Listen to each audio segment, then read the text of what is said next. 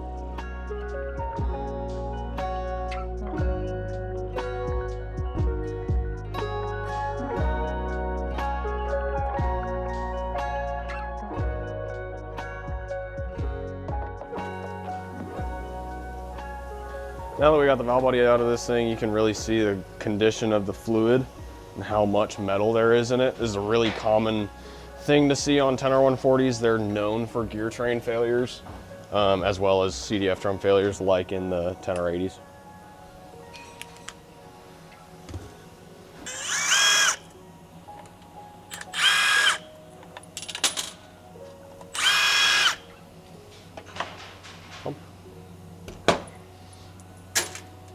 You can see the pump is an off-axis pump. Same thing as in your 10R80s, 10L1000s, 10L80, 10L90s. She's large. Dude, they give an Allison a run for their money. I'm not sure exactly how heavy these things are, but they are not light.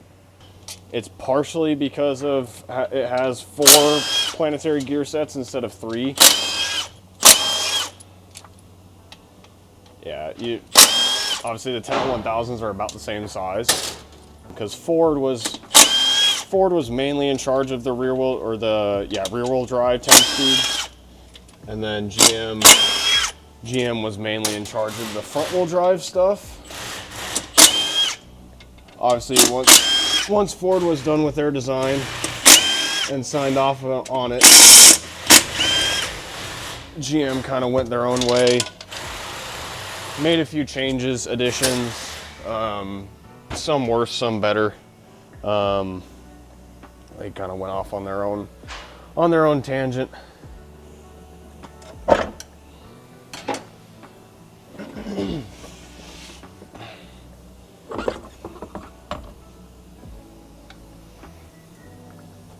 Ooh, leaky. I'm gonna need to clear some space. There is not enough space on this bench. I'm gonna need a bigger bench. Need a bigger bench or a smaller trans, and one of those ain't happening. So here we have the front support of the 10R140. Obviously it's much larger than the 10R80 front support. It still has a sprag. In these, it's actually a mechanical diode as opposed to the roller sprag that's in the 10R80s. 10L1000s do not have a sprag. 10L80, 10L90s do have a roller sprag similar to the 10R80s, but these have their own design.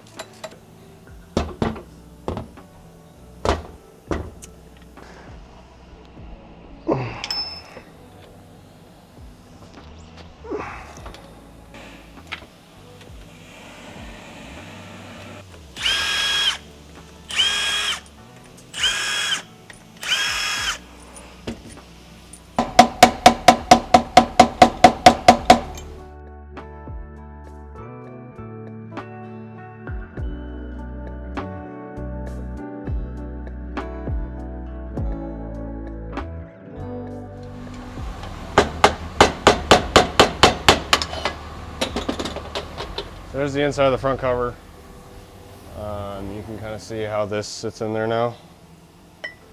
And again, the only reason why there's not washers in here is because the gears are not helical cut, they're straight cut. So there's no washers. The 10L1000s and then 10L80s, 10L90s do have washers, but same thing as 10R80. You have your B clutches retained in the housing. You'll have to press this down to get that out. The next piece to come out is the entire fucking thing.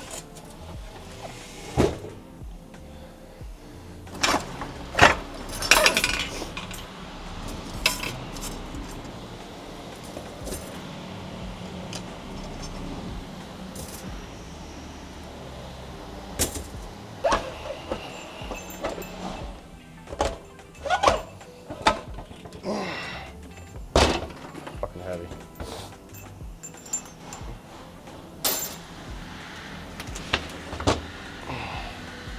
Good example of that. Could tip over, All this There we go. There's a planet failure right there. That planet's got to be replaced. Super common on these. They all have the same failures. Except for the 10-1000s, they're their own special breed. Special breed of fuck up. That switch comes out. You'll have a bearing, the ring gear, another bearing, this sharp as shit lip that you will cut yourself on, and then this planet.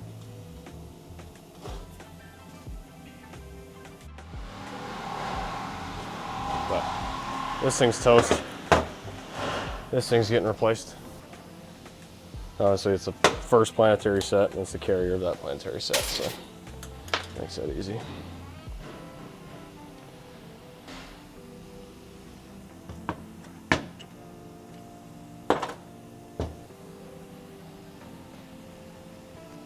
This is your B2 planet. Just clean the magnet off. This is actually your input speed tone ring. So obviously, because it's inside this drum, so it can't physically look at something, so it has to have magnets here. But same thing.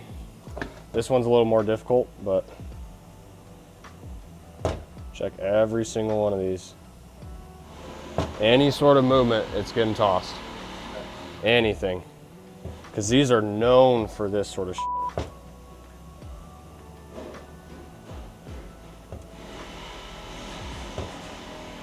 This one's good.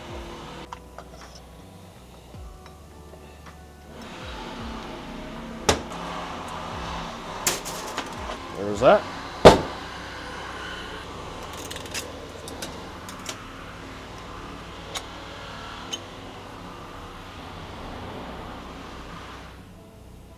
These are C clutches. These actually look really good. Which they normally do. F's are fucking roached, I can tell you that right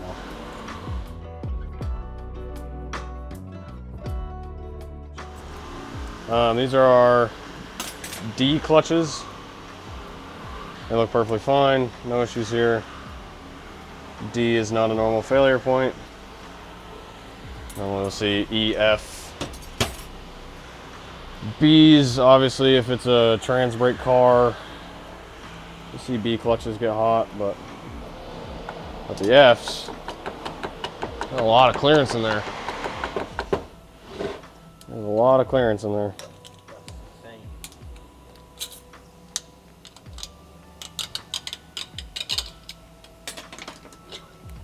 Yep, I'm done for.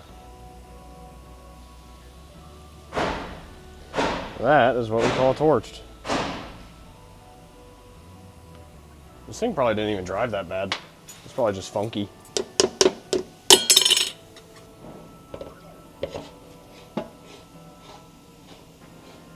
This doesn't even look like the sleeve moved. Unless it spun. That's another thing they can do. They can spin.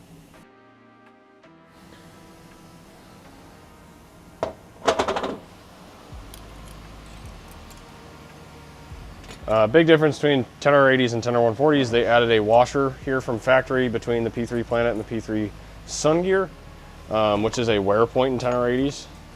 When you see outer shell wear, this is usually another thing you'll run into. But Ford put a washer here. which is a really good idea. Again, check the pinions. This one's bad. That's bad. That's bad. That's bad. That's bad. The entire thing's bad. So this is your input shaft, P4 sun gear, and P3 ring gear, and E-clutch hub. Again, it's the same setup as on a 10 or 80. The gear train design is all the same. It's just the size of everything is different. Everything's much, much larger on these.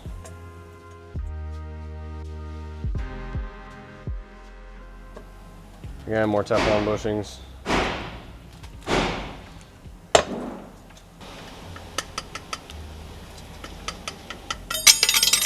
They all have their quirks, but the 10L1000s usually fail in the most spectacular way. These are kind of quiet as they fail.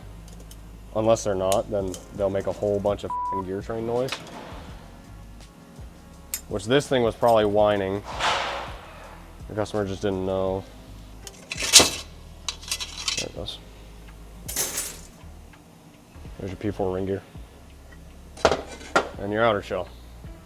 Which looks like they had a wear ring in here from factory. Or this was gone through at one point. So this trans might not be the original. This trans might have been gone through. I don't remember this being in there. This is a wear ring in the top of the outer shell. It just stops the outer shell from getting worn out. We'll put that in there though. But this thing's gonna get replaced.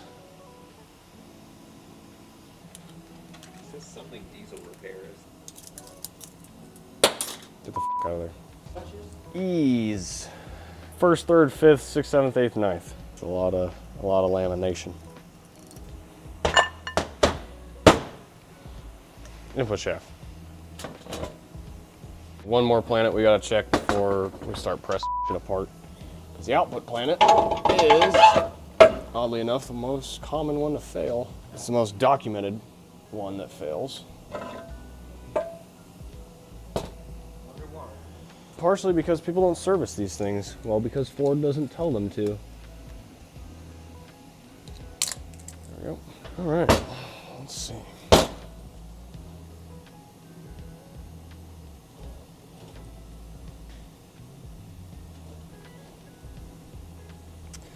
But there's a TSB out about these, where these will, the pinions or the pinion bearings will come apart, and they will get lodged in the park assembly, so your trans will not be able to go in park. So the NHTSA was like, hey, we need to not let that happen. So this one actually feels good. Might have already been fixed, but the rest of it didn't get fixed. Big old girl. Big old girl. There she is.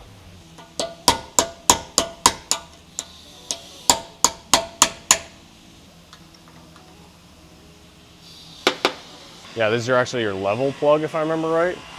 There's a whole fill procedure to these things, and if it's not done properly, you will burn the trans up. If there's not enough or too much, either way, they don't like it. You need the Goldilocks. You need the Goldilocks amount. You need just enough. Just enough, not too much. How much you got in it? Just enough. Just enough, that's all you need.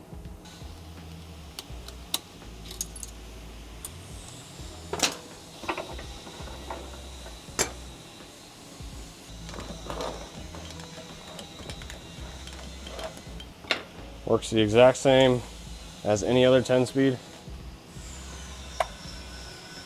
So that comes out. Is all they had to do.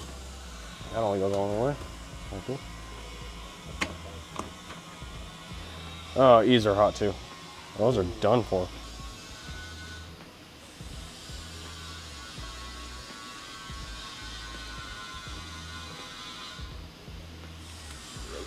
E's are done, F's are done.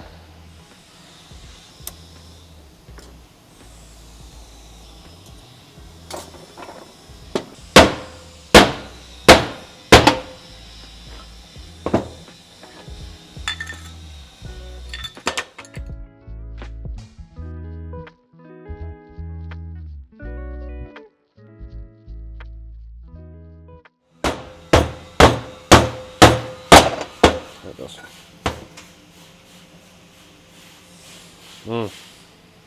Look how much metal's on this one. Damn. All that metal off of that thing.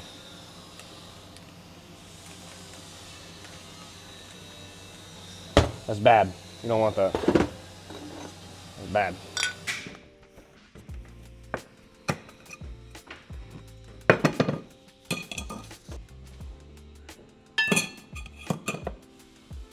After them, there's that other little tiny O-ring that I already took off.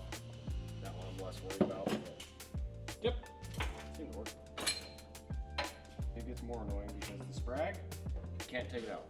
What the fuck am I supposed to do?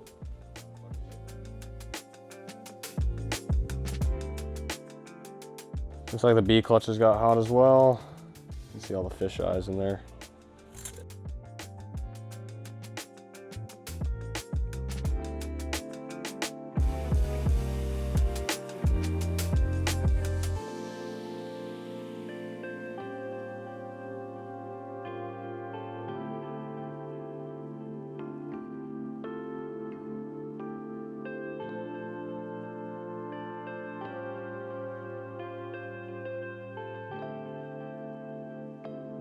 So this planet needs to be replaced.